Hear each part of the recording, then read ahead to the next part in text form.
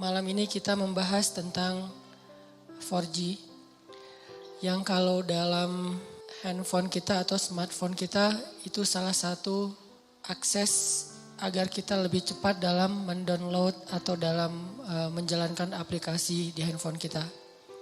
Apalagi kita yang sering buka YouTube atau punya beberapa aplikasi-aplikasi yang memang butuh daya akses internet yang tinggi, itu dijadikan sebagai analogi tentang gimana cara kita membangun hubungan dengan Allah Subhanahu wa taala supaya ketika kita berdoa itu cepat diijabah oleh Allah. Supaya ketika kita ada masalah cepat dapat pertolongan dari Allah. Supaya ketika kita dalam kesulitan Allah segera menurunkan keajaiban dan jalan keluar. Dianalogikan dengan 4G. Dalam bahasa lain tuh bisa dibilang ini adalah wasilah. Gimana cara membangun wasilah antara kita kepada Allah Subhanahu wa taala sehingga aksesnya cepat. Sehingga loadingnya cepat. Makin berat masalah kita, bukan semakin lambat loadingnya, harusnya semakin cepat. Karena ketika masalah kita berat kan kita butuh pertolongan lebih segera ya. Gak bisa ditunda. Nah gimana cara membangun wasilah atau akses itu kepada Allah Subhanahu wa taala bahkan lebih daripada 4G. Sebelum itu saya pengen nyampein beberapa contoh kisah orang yang punya 4G ke Allah.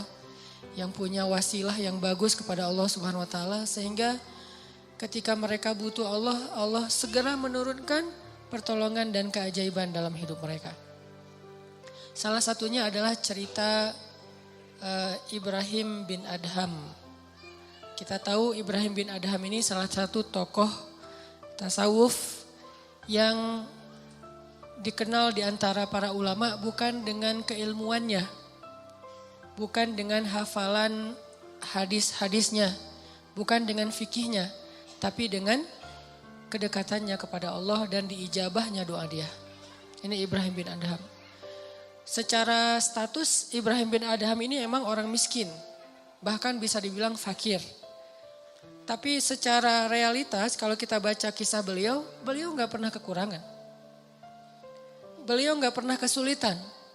Miskin hartanya, hampir dibilang gak punya aset, gak punya tabungan. Tapi pengen apa aja Allah kabulkan.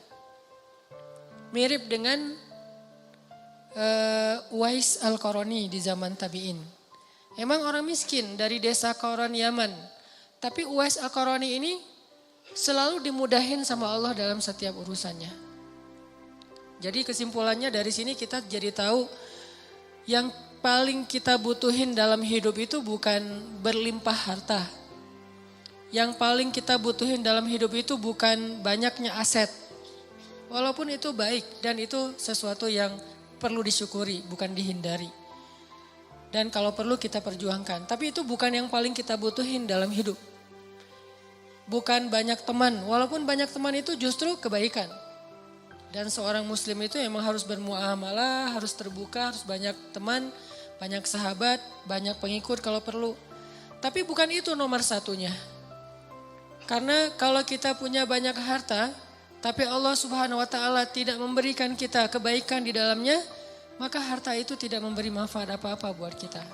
Malah banyak banget orang yang dengan harta yang bertambah juga masalahnya. Bertambah harta, bertambah konflik keluarga.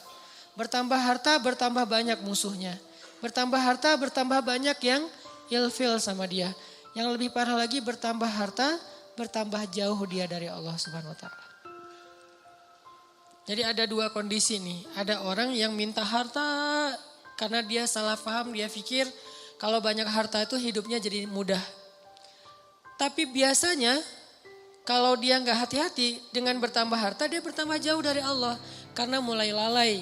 Kalau tadi ketika hartanya sedikit, dia nggak bisa lalai, kenapa? Nggak ada fasilitas, nggak ada modal, mau lalai gimana?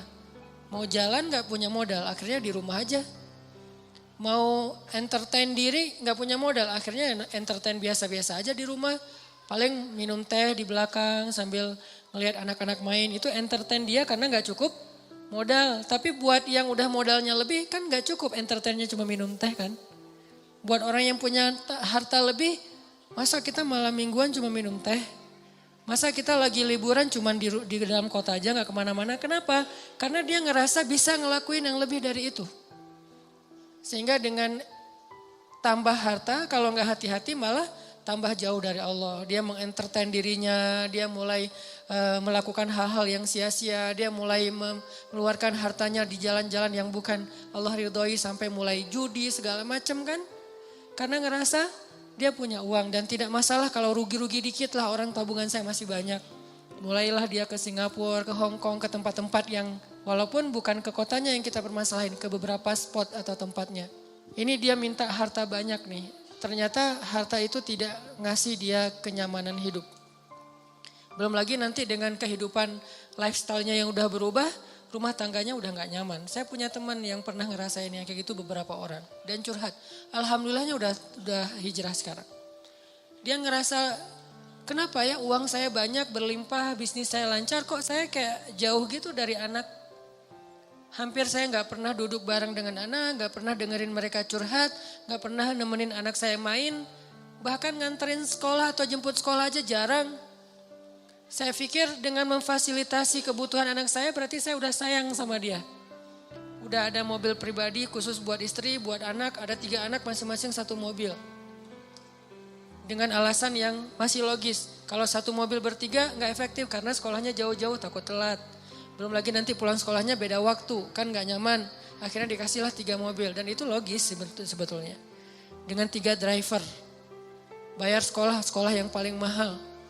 Kemudian di rumah masing-masing kamar tuh ada entertainnya dengan layar besar, layar datar gede dan segala macam, ada game segala macam. Pokoknya kehidupannya tuh udah sangat terfasilitasi, tapi kok gak happy. Mungkin mereka gak ngeluh masalah kurang makan, gak ngeluh masalah kurang biaya, tapi mengeluh kurang sentuhan dari orang tua. Dia ngerasain itu. Karena semakin dia sukses, jaringan dia semakin luas, terus kerjaan dia semakin banyak, deadline-nya makin banyak yang mengepres dia, bikin dia benar-benar dalam keadaan stres tinggi. Belum lagi nanti tuntutan entertainnya lebih besar karena teman-temannya berharap ke dia. Kayak misalnya kita ada duit, pasti teman kita pengen ditraktirin. Kalau kita nggak punya duit, nggak ada yang ngajak kita karena nggak bakal ditraktirin. Jadi diem aja di rumah kan ya. Kalau misal dianggap kita sukses, kapan nih makan-makan, kan suka gitu tuh. Kita baru dapat job nih, atau baru diterima kerja, atau baru selesai bisnis. Kapan nih makan-makan? Dan itu hal yang sangat wajar, natural terjadi. Sehingga keluar rumah pagi, pulang sore, malam harus keluar lagi buat entertain tamu segala macam. Dia punya beberapa Ferrari. Kadang-kadang balapan lagi, malam minggu balapan. Gak bahagia. Sampai akhirnya dia banting setir, dia tinggalkan semua itu. Bahkan dia suka main ke Alexis dulu tuh.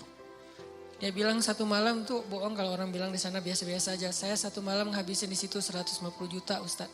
Ini kata dia ya, bukan kata saya. Dia 150 juta semalam menghabiskan di sana. Dan dia tahu beberapa orang tamu-tamunya yang dibawa ke sana tuh. Jadi wajar kalau uang ratusan juta juga gak cukup, buat entertain aja udah sekian. Belum lagi yang istrinya, yang tas Hermes-nya berapa sekali beli, sekali belanja. Belum lagi nanti biasanya kebutuhan mereka kan bertambah sesuai dengan kemampuan ya. Kayak misalnya tadinya kalau masih kemampuannya terbatas, naiknya motor bebek yang ngisi bensinnya paling Pertalite. Bismillahirrahmanirrahim. Assalamualaikum warahmatullahi wabarakatuh. Kepada anda hamba pilihan Allah, anda yang semoga adalah ahli surga Allah, anda yang diberi oleh Allah hati saling mencintai karena Allah, anda yang dan itu juga berapa sih sebulan gitu kan. Kalau udah yang cc-nya 4.000 mobil, belum lagi motornya, dari pajaknya aja udah beda, dari servisnya aja udah beda. Pasti drivernya beda, harga driver mobil Avanza sama driver yang udah pakai mobil-mobil mewah tertentu, pasti beda harganya. Berarti bertambah kebutuhan bulanannya nih. Belum lagi mereka kalau mau tadi entertain itu udah beda seleranya. Kalau misalnya duit udah banyak, udah gak mau lagi jalan-jalannya dalam negeri dong. Minimal Singapura. Lagian kadang-kadang udah sampai ada kesan, bosan ke Singapura. Ke Singapura bosan. Kemana tuh? Ke Jepang, bosan. Kemana? Ke Hong Kong, bosan juga. Jadi banyak kota, banyak negara udah bosan. Maunya entah ke kutub atau ke planet lain gitu. Saking banyaknya duit. Dan itu natural terjadi loh. Pasti kayak gitu. Gak usah jauh-jauh kita aja kadang ngerasain walaupun bukan masalah bab luar negeri ya. Kayak misalnya tadinya jajan di warung juga udah cukup. Ketika nambah uang harus di mall. Yang tadinya beli baju tuh cuman di pasar, Andir juga cukup. Sekarang harus ke PVJ, ke TSB. Kenapa beda? Karena kemampuannya udah bertambah, jadi seleranya juga nambah. Rasa-rasanya pakai baju yang gak ada brand itu kayak malu gitu. Ketika kita udah punya kemampuan, lebih semuanya harus branded. Kehitung aja dari ujung kepala sampai ujung kakinya itu berapa juta. Satu ini aja udah, kadang sepatu di rumahnya itu sampai beberapa lusin. Ada yang udah sampai lupa, saya punya sepatu itu ya sampai kayak gitu. Artinya ini kalau Allah kasih harta doang, bukan harta doang ya. Karena kalau harta masih ada kalimat berkah, baik. Jadi jangan menjudge orang kaya, bukan. Kalau cuman harta doang, ini kondisinya kayak gitu. Satu lagi kondisinya, gak dikasih harta, tapi Allah kasih sayang Allah.